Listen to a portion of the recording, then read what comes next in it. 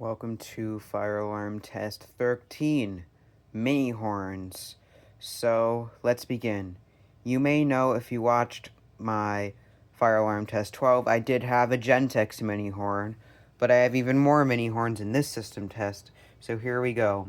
Right here I have my Siemens mini horn, and this is not a multi-tone horn. It's a mini horn. It sounds like a smoke alarm. These are actually very uncommon, and it's cool to own one. And yeah, pretty simple looking.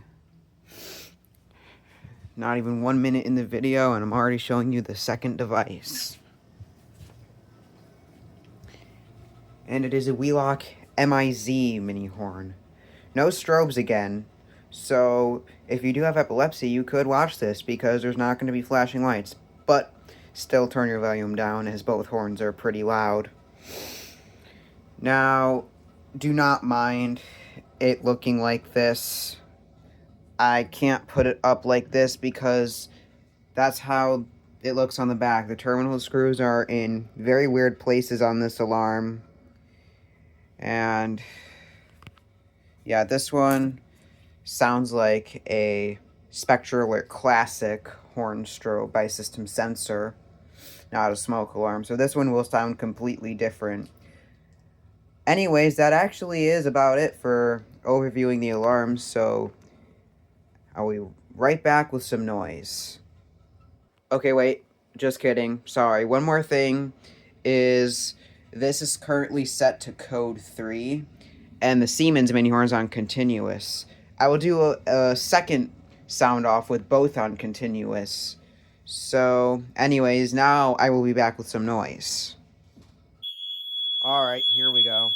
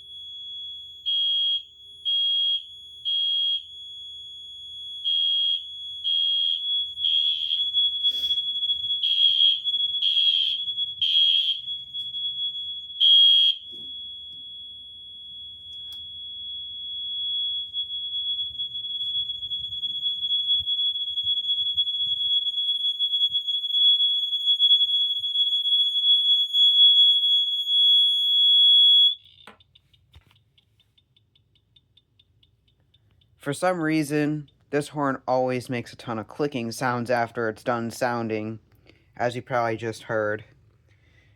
Now anyways, I'm now going to change the coding on the Wheelock MIZ, and I will show you how to do that. It's actually very simple. Go to the back of the alarm, and this may look like a switch, but it's not. It's a jumper. So you pull up, and there's the jumper.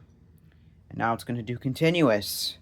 So I will be right back with some more noise. Well, here we go.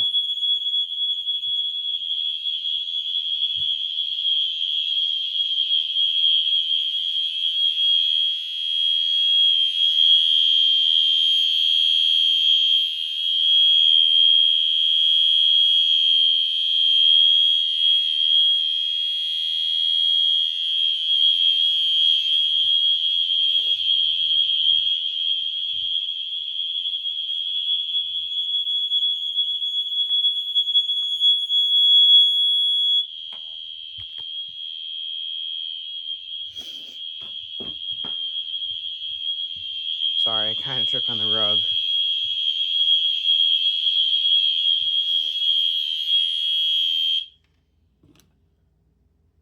Alright, folks, that is about going to do it for this fire alarm test. I hope you all enjoyed, and stay tuned for more.